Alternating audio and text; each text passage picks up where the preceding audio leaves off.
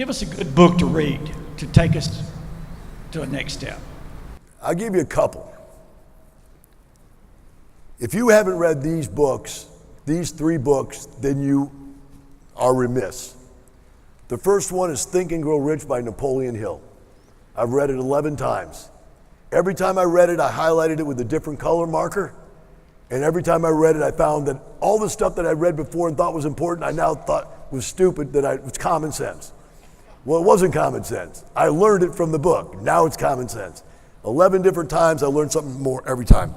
In that book, it says, on each and every page is the secret to success, but you'll never find them until you're ready for them, these secrets, right? The second book is called The Richest Man in Babylon. It's parables about money and about business and about life that are just unmatched parables.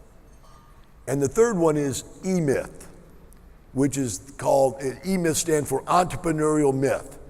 Many of us out here own businesses and we think we're entrepreneurs because we own a business. No, you own a job. You don't own a business. You work in the business, not on the business, so you're really not an entrepreneur. Those are the 3 I'd start with.